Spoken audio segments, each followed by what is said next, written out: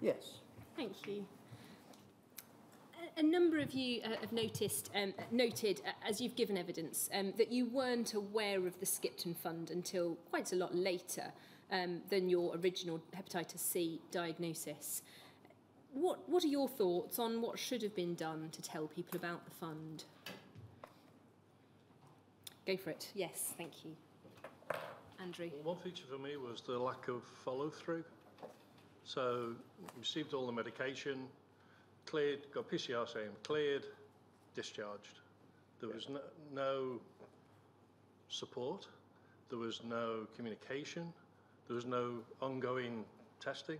So there was almost like, you're done. So really, given the severity of Hep C, given the severity of the treatment, that it would have been far more useful if there'd been some continuity of care post-treatment. And part of that should have been Skipton Fund. Robert, I think you were agreeing with that. Well, yeah, because I was going to King's College Hospital for years, and then suddenly they said, oh, you're cured, goodbye. And it was like, hang on, no, this can't happen. This is part of my life. I've been going there for donkey's years. And suddenly, they just said, that's it, you're finished. And it's just very, it's like I said, there's no follow-up, no, no, I do get my doctor to check me, but I have to get him to check me. He doesn't, no doctors check you. I have to say to him, I went for a blood test the other week and I had to say to him, are you doing hepatitis C? She said, I haven't got it on here. I said, well, can you get it on there? And, and she's got it. I haven't got the results yet, but I think I'm all right. And part of that follow-up should, you think, have included discussion about the Skipton Fund and support to apply. Gary, do you have any thoughts on that? Well, I think in my particular case, if we go back to 1991, I'm guessing it didn't exist, but, it was a case of father dies on the Saturday, come to hospital on the Sunday. It was my signature on the death certificate, and go home. We were given no advice, support of any description. It was just,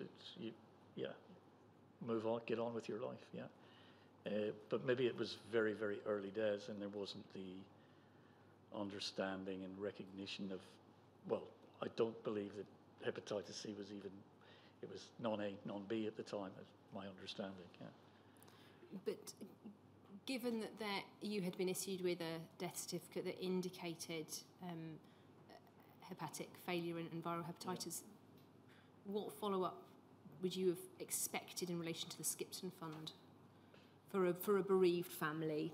At that time? Well, what would you have wanted? Either at the time or once the fund was set up? Okay, retrospectively, it would have, for someone to have said, look, here are some options, this is what's happened, we believe, as we were told, that possible cause, was the blood that was given in 1981. Here's a route to at least getting some help of some description. I don't think, I was very fortunate in that my nurse immediately flagged the Skipton Fund, but my GP didn't know anything about it. So whether it's well known, it was flagged across the National Trust as a whole, or it's only certain few people who were dealing with hepatitis C or might have known about it, and perhaps it needs to be should be more commonly aware. Because my GP didn't really understand what hepatitis C was, and that was 2009.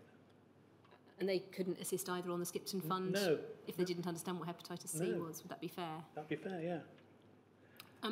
I even went back to him after my diagnosis and told him about it, and he said, oh, perhaps I should get tested, because I had a blood transfusion into him. How come somewhere like King's College, that was doing all the trials, was the only place doing the trials at first, how come they didn't say? Well, they must have known. How did they not know about the Skipton Fund? And say to you, well, get in touch with us. It was only because my son knew someone who'd done it. It's just, I think the Skipton Fund is to not pay money out rather than to pay money out. I think the Skipton Fund was set up to save them money, not to pay out money. Yeah. Andrew? If, I'm not sure, if hepatitis C had been registered as a communicable disease, then they would have had central record keeping, and then that would have actually enabled them to track and follow those members of the population who they were aware of had contracted it. That then would allow them to follow up, you know, at a later stage when the Skipton Fund was, who was it they needed to approach and be proactive about it. It's not proactive. You know, you had to find out about and approach them, which is the wrong way to do it, I think. And when you received the rejection letters from the Skipton Fund in various ways, can you, first of all, tell us the impact of those rejections on your own mental well-being? It's devastating, really. And it's, you're not lying to them. You're telling the truth. And you've got the backup on this, your of consultants and Hep C nurse. And to be said, no, that's not true. Didn't happen. And on top of the diagnosis, it's just soul destroying. It really is, and on the family as well. I was going forward to treatment, and I've already been told there's a possibility that you could not be working next year. But there is this possible payment that would help you. That's what do you do? Rachel? I don't think it's the payment. I think it's when you get rejected. Just sit forward a little bit so we can picture. When you get rejected, it's like you are dirty because you must have got it some other way. That's what I think is the main thing. It's nothing to do with the money. It's to do with the fact you've been rejected to say that you got it through that. I think that's what it is. Well, it's as good as saying, well, you got it some other way, like the blood transfusion people said, which is rubbish. Rachel, do you have any reflections on that?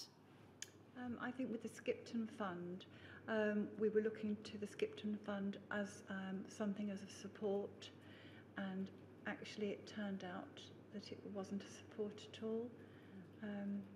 We had to fight so hard and felt more like victims instead of being the people who'd been infected by the hepatitis C. Because you'd provided that very lengthy statement and had it all sworn. Yes. So when the rejection letter came in, how did that make you feel? Just, I think the word that you used was, devastated. You put so much, it's all true. You put your whole self into the statement, and then for it to be rejected, not believed, just really, really hard. It's like a bit of help. There's a bit of hope, isn't there? Yes. The hope, and then that's taken away from you. That you're going to get some help, and then the carpet's taken out from under your feet about that, and you've got to go back to square one. Yes. Andrew, do you have anything you want to add? Didn't really impact my mental health. I was outraged because it was so difficult to, how do, when the system destroys my medical records, how do you expect me to prove? And is it not surely that it was for the Skipton Fund to disprove that the NHS gave it to me, not for me to prove that the NHS, they had it the wrong way around. So the thing that upset me was that implied in this was that the NHS had not given it to me, and therefore that I had contracted it by some other route. Did they think I was an intravenous drug user? That really annoyed me. Robert, I think that's what you were saying as well. What I said, yeah. If they're saying you haven't got it, and they reject you, they're saying that you've got it through sex or drugs or sharing needles, and everyone else would think that of you because you've been rejected. In terms of those records not being available and lack of documents, what are your thoughts, collectively, individually, about how the system should operate if there aren't records? Well, clearly the system doesn't operate, yeah, it's a fact. I was really impressed with Andy providing records from Norway going back to 1986, yeah. And, you know, if he can do that, you know, with our Norwegian health authorities, it makes ours look pretty poor relative to that, you know. We should be doing much better, and it's just a total, yeah, not a cop-out, but it's, I know everyone's following process, and it's not the individuals that are at whatever sort of organisation you're speaking with, but they just repeat. And I could see it also in the documentation that you showed for everyone, pretty much. It was a standard text, yeah. It's like, okay, we'll just churn it out again, and we'll maybe, but nothing was, they didn't make you feel that there was anything personal involved or that there was any care. It was just standard. Put it out there, and okay, in Peter's case, he, you know, demonstrated it is possible with a lot of effort, but I don't think everyone has the time or maybe the desire that he had, yeah, to make that happen. And, you know, at the end, as Robert said to me earlier, I mean, he has other issues, if it's okay to mention, yeah, with dyslexia, so it makes things very, very difficult. We're not all the same, and they should be making it easier, not more difficult. And it appears that, you know, the barriers are constantly put in front of you, and it shouldn't be that way. Very impressed with what the Norwegians were able to provide. Not only that they had the blood, they can identify the people it came from.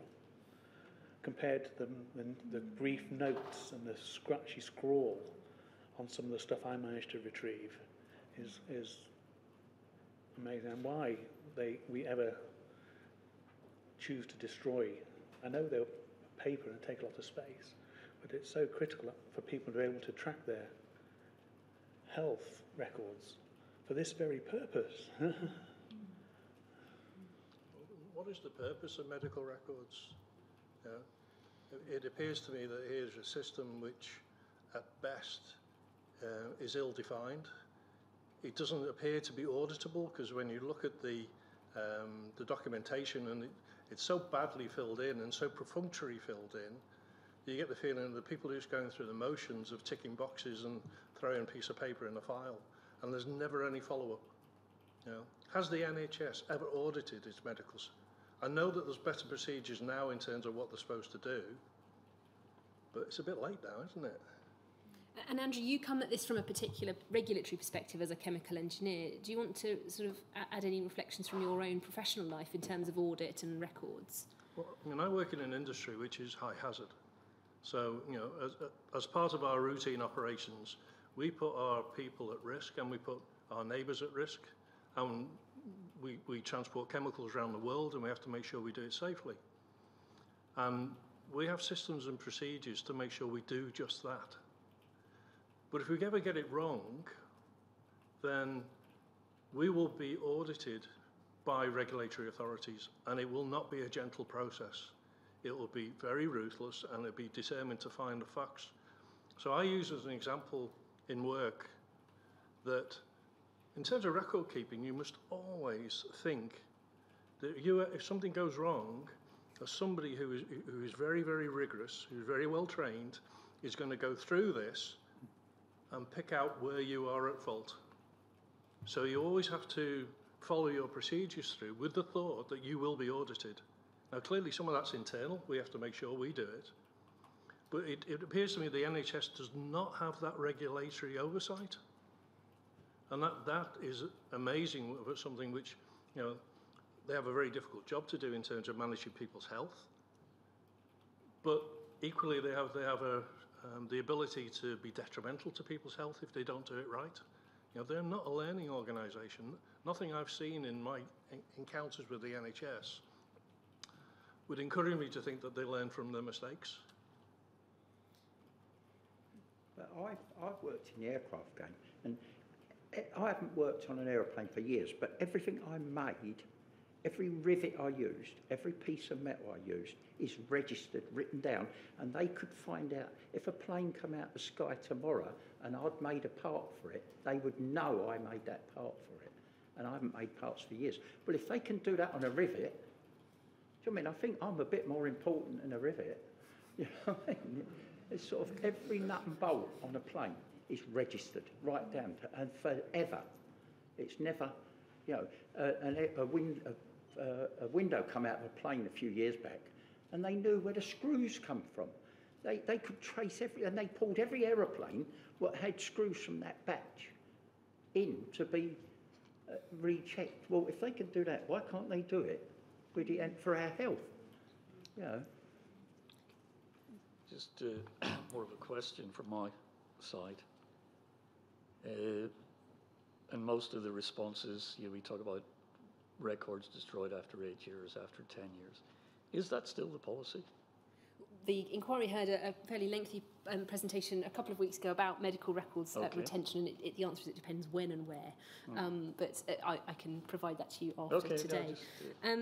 Just thinking a little bit more about the Skipton Fund in the context of the NHS and the records challenges that there were, what do you think that the Skipton Fund should have done when they were facing applications from people who couldn't provide those records because they'd been destroyed? We should have made some allowance for it. I mean, they appeared to use it as an excuse to reject, rather than something which they needed to include in their deliberations. So it was a convenience to allow them to reject people. Yes, they didn't take any notice of witness statements. No. And it was such an isolating period to go through. No contact with other people who'd got the Hep C virus. Say, feeling of being sort of victimised and the stigma around having the illness. It's yes, it was awful. I think the Skipton Fund didn't seem to really be there, as I say, for us. It was there to protect the government. Yes, that's what was said earlier. You did. To stop. I felt it should have been more proactive, and it should have undertaken. I understand it need to have rigour, and I think a more friendly response, whereby, oh yes, we've noted you've been diagnosed with it. We need to sort this information out. Let us help you. Let's try and sort this out. We may come to the conclusion that you're not entitled, but let us help you and undertake. You know, the rigour I went to demonstrate it. I shouldn't have had to do that. And I think there should have been support for me and point me in the direction where I need to go. Or they said, we will contact, you tell us the name of the hospital you want, we'll contact the hospital. You know. Where did the burden of proof lie? It felt to me that I had to prove myself innocent. So, whereas in the balance of probabilities, that should be taken to. I felt almost like the victim in this, that I'd contracted this disease, and yet there was no sympathetic reception to that. There was no trying to understand the balance of where I might have got it. Now, I can understand the need to look at all the possibilities, but overwhelmingly for me, the probability is I know where I got it, and yet that didn't fall into the review. Within some of your answers, there's a sort of mention of the attitudes and the communications from Skipton being a challenge. And Gary, you picked up the point about standard letters. What are your reflections on the communication that you had with them and the style of the letters received? Impersonal. Very coldly. And each of the 4 rejections, there was the same sort of couple of paragraphs at the end of the letter each time, as if it was just a standard letter that they'd popped a little bit of information in beforehand, and then that was it, and off into the post. And what effect did that have on you? We've talked about the effect of the rejection, but if you can separate out, what was the effect of those cold, impersonal communications with standard form letters? Well, in Anne's case, I mean, I visited the hospital just on 3 occasions, Monday, Tuesday, Wednesday, before I went back to London. But I find that, you know, she was complaining about certain things in the hospital, and, you know, that she wasn't being attentive to, and she keep ringing, because she was in a room on her own when I got there. And she said she would ring the bell and people wouldn't turn up.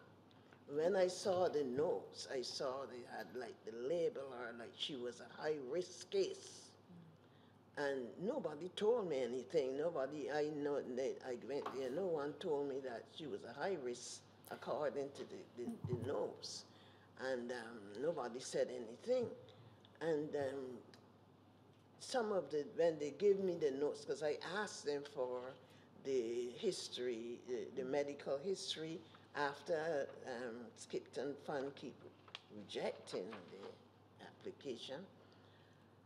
And I was amazed at the dates, you know, from the date she came in, all those dates were missing.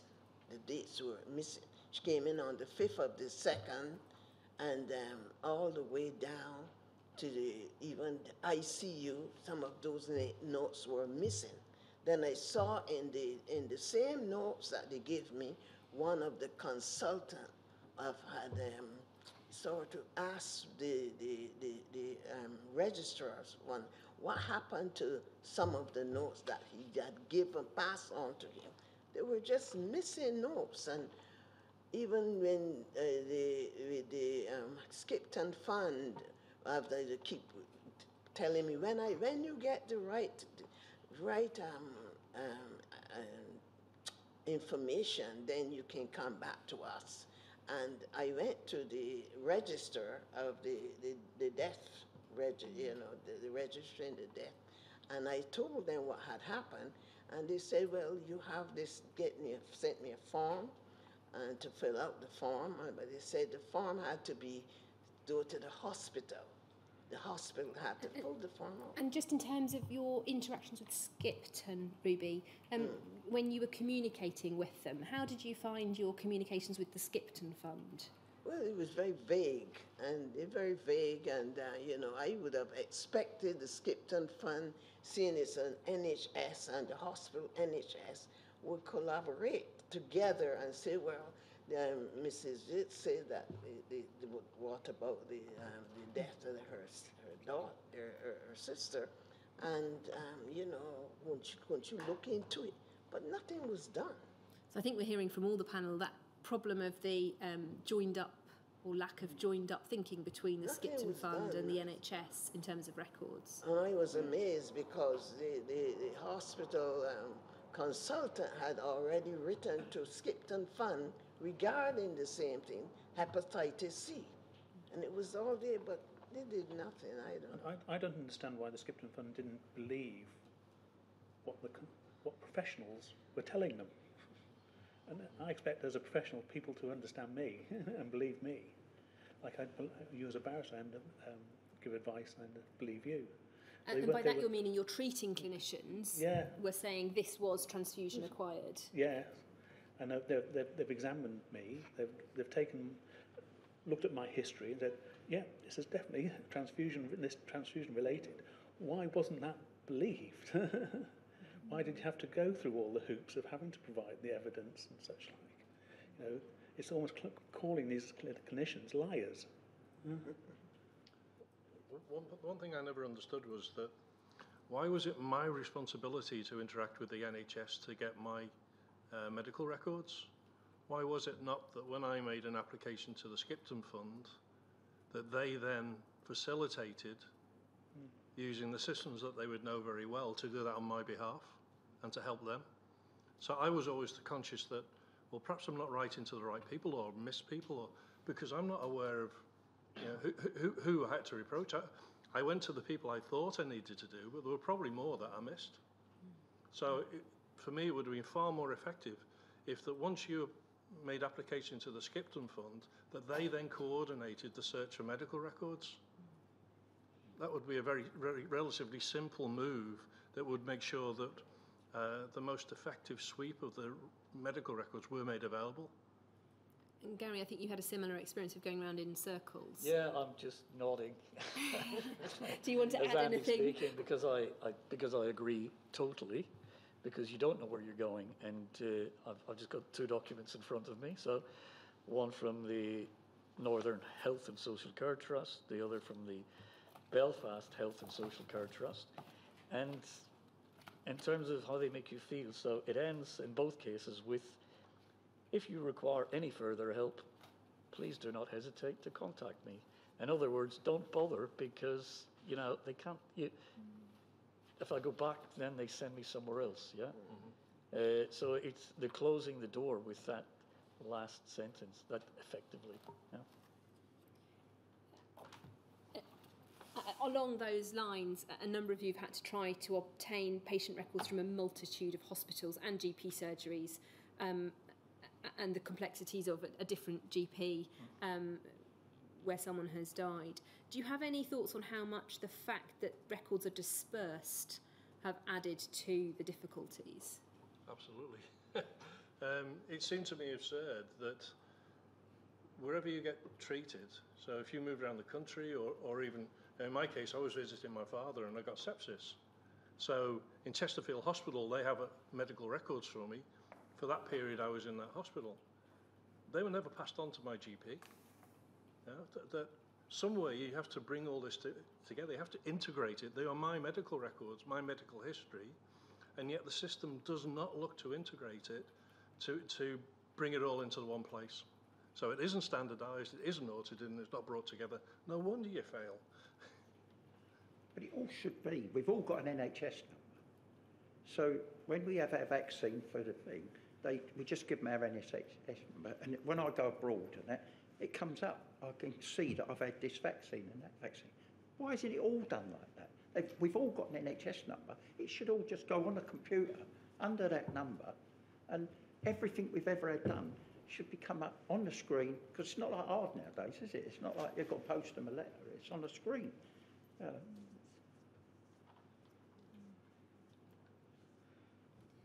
anyone else have any other thoughts on records? I'd give them 1 out of 10. What would you give them 1 for? Should we not have been given the option before someone destroys the records? Yes. Should we not be given the option to actually receive them ourselves and look after them ourselves? I understand prior to digitalisation, there will be masses of paperwork, masses of records. But surely before an option is taken to destroy, they should try and locate that person and say, do you want these? We'll pass these over to you or your current GP, rather than just blanketly destroying. I know it's probably an operation, but they would have, if they don't send them out to last address, there's no feedback, fair enough. But a process should be in place where the option to keep those records should be in place, because it's, you know, somebody who's in hospital when they're a child, it may be important that that information is kept on record and not destroyed. Well, I think the clue is in the name history. History goes back quite a long way. I had a car crash in France, and when they finished with me in the hospital, I got a folder with the x-rays they'd taken, all what they'd done to me, all in a folder, given to me. And I said, why are you giving them to me? And they basically said, well, what good is it to us? And they just gave it to me. And I've still got it at home now. For what reason, I don't know. I mean, but I've just kept it because, you know, I was quite badly hurt, and it's quite interesting to get the x-rays out and show you. Now, I wish I'd done that. When I came back from Norway, I came back with a folder this size. Yeah. Not only to have all my medical records, I had every x-ray that had been taken while I was in the hospital. And I made the mistake of taking that with me when I went to Broad Green Hospital for the first time. And I never saw it again.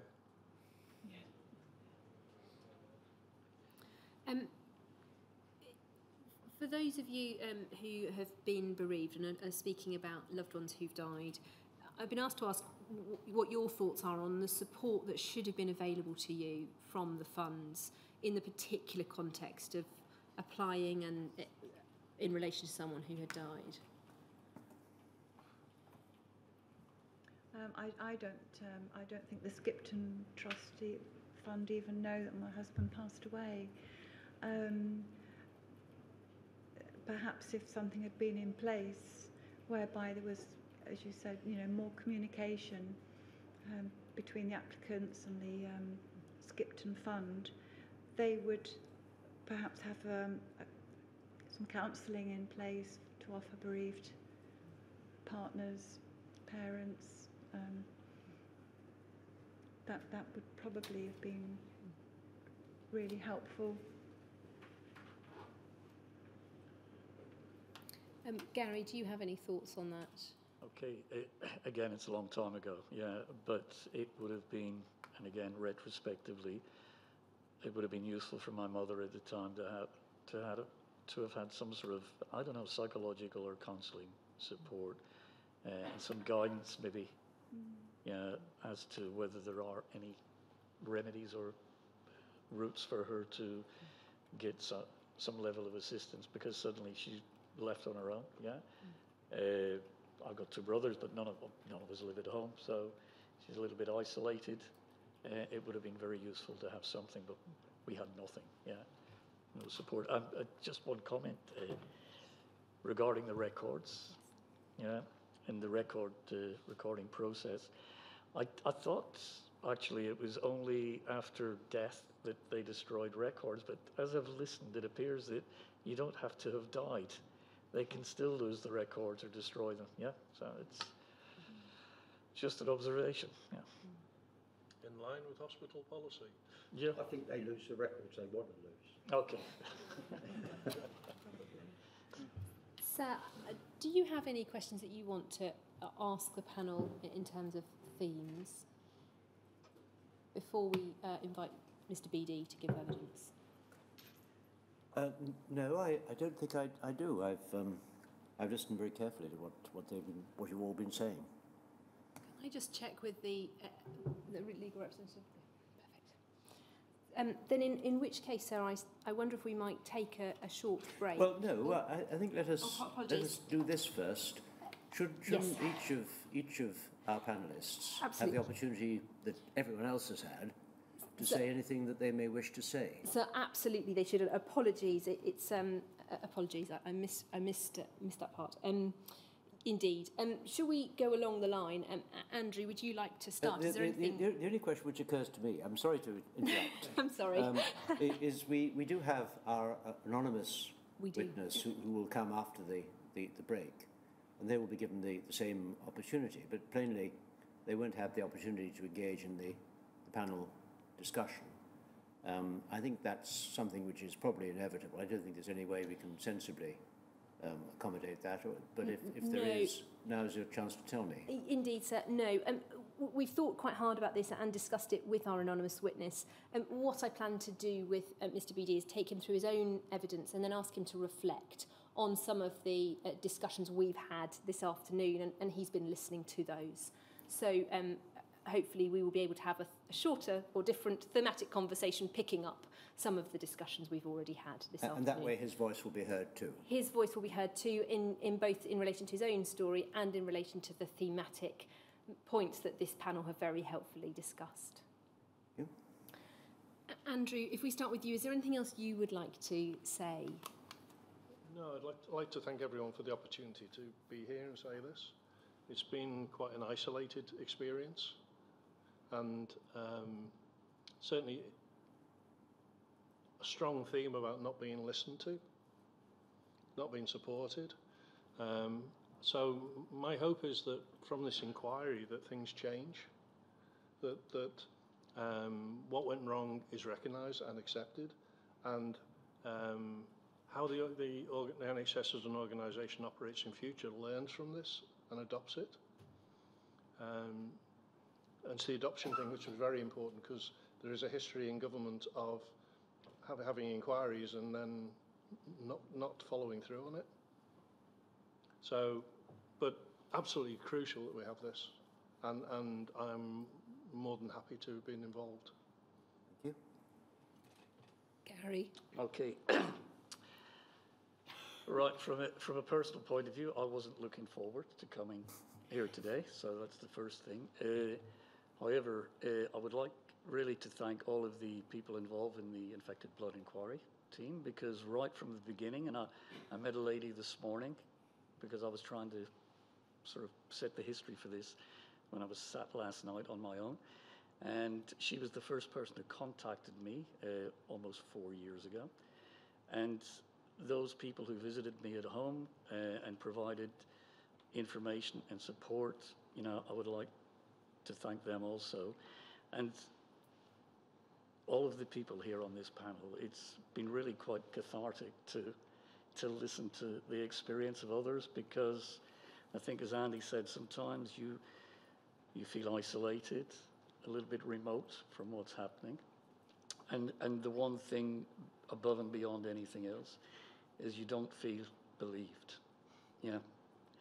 And that's all we want is, or I want and hope for the rest, is to be believed. Nothing more. Thank you. Ruby, is there anything you'd like to say? I just want to say thank you very much for listening, and Sir Bernard for the work that he's doing. And what I would like to really see happen in my sister's situation at the moment is with the document of the death certificate, which has not been correctly done. I have family at the moment. We cannot say what Anne has died of. I don't know what else to do. I went everywhere, lawyers, everybody. I don't know what else to do. And I would just like that clear up, because my family is not happy, not knowing, not seeing what happened during the death of my sister. And I am the one that is being crushed, because I had the power of attorney, and they saying that I did not use it correctly, as even to let them see the body, even despite. And I don't know really what to do. I don't know who to go to.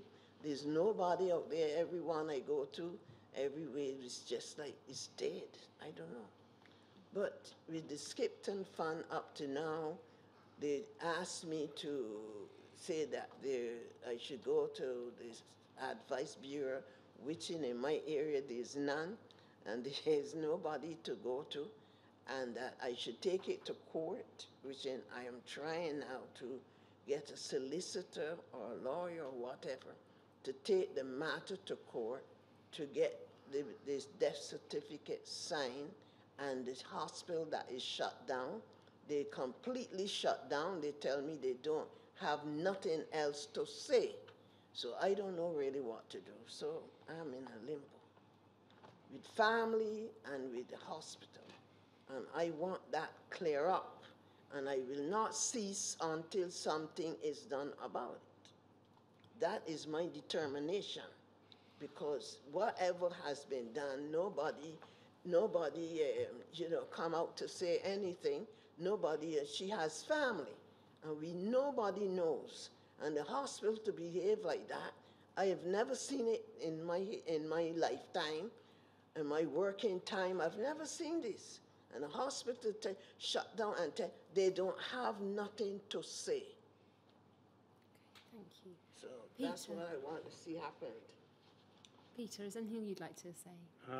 Yes, like Andy at the end, I think hopefully at the end of this inquiry, the NHS can learn from this and put things in place that such record keeping and things don't happen again in the future. I'd like to thank everybody here for listening to us.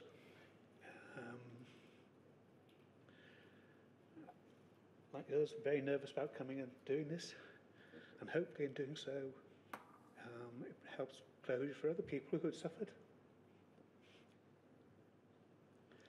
And last of all, I wanted to thank the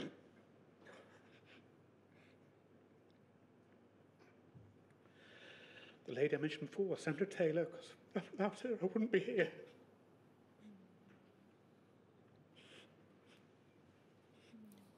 Rachel, is there anything you'd like to say? Well, I managed half an hour's sleep last night, and that was all people coming here. I was also very anxious, even though we'd had a Zoom call previous last week. The support from yourselves, from Collins, and here this morning today has just been just the opposite end of the scale to the Skipton Fund. You've just all been so kind and not only sensitive but understanding, and it just feels like we're on the same side instead of having to go into battle. Came here just on the off chance that Rio phoned me and said, would you like to consider coming? Although I had read some of the articles, I didn't think I'd be able to manage coming. But here I am, and so pleased to have heard others shared stories. As again, you know, just so that you don't feel the isolation, and to just try and go forward for my husband, who had put so much hard work and time into fighting this. So really carrying on the baton. Thank you, everyone. And Robert? Well, I'd just like to thank everyone for, you've all been really good, because I've not got a lot of faith in this sort of thing. It's never done me any good before. And you've all been so helpful, and well, everyone I've spoken to has been just so helpful, put me at ease and sorted out things I can't do myself. And it's just been good, and it's good to be able to, because I've kept it to myself for years, and to be able to tell people, and I can actually tell people out in the street now about it, where I've never told anyone about it, because you've made it like official, if you get what I mean, that it's not our fault. And so, yeah, it's been good to be able to come out with it all, and to hear these other people with exactly the same stories. Andrew? Just one final observation, and it's about regulations. And the Piper Alpha disaster killed 173 people, and the Cullen report fundamentally changed my industry, oil and gas and chemical. I hope this inquiry can do the same thing, because what I see is fundamental failings right across the NHS, not just in terms of how specifically it dealt with this, but by implication how it as an organisation functions. And I hope that that regulatory framework that applies to the chemical industry, something similar could actually help shape the NHS to behave differently.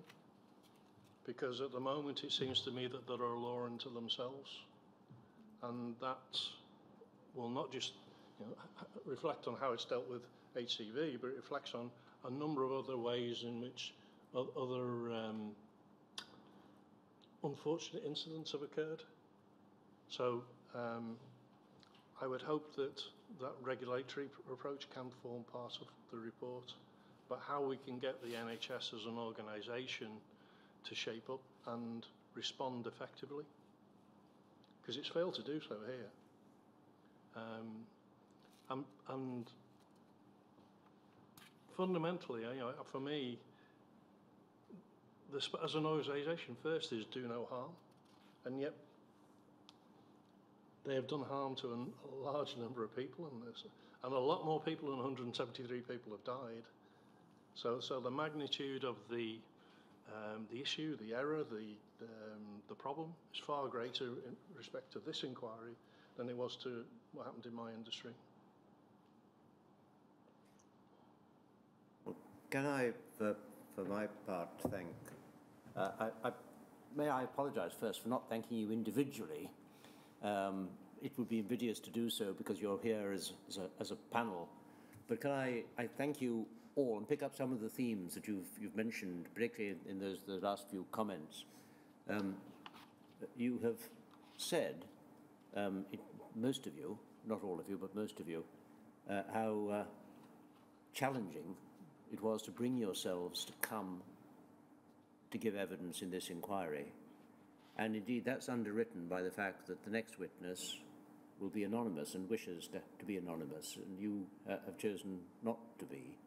Can I, without in any way taking away from him and his anonymity, which is fully understandable, applaud your courage in being prepared to come at all and being prepared to sit here in front of everyone and to tell your story to what is out there, the world.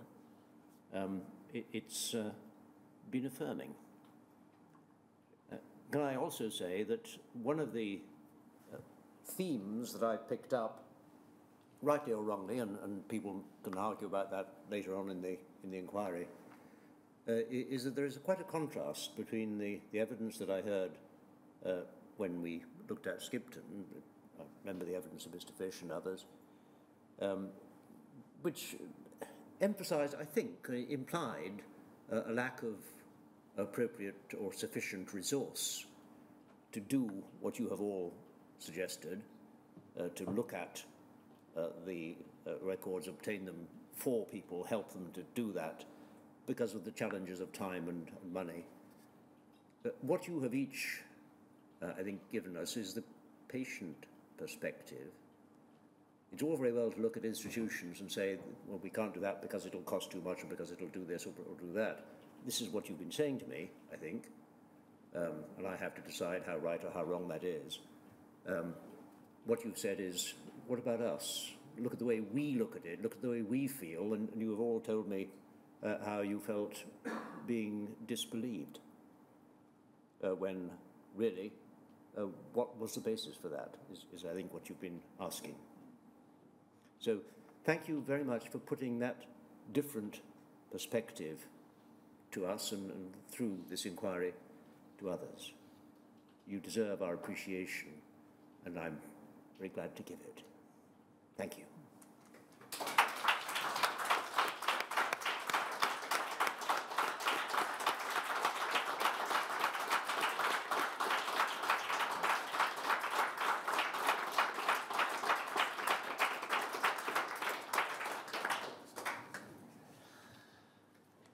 We'll take a break then for half an hour. Now, you're very welcome to stay or go.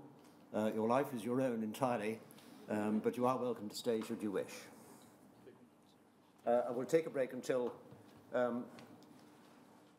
shall we say, 3:20. Thank you, sir. 3:20.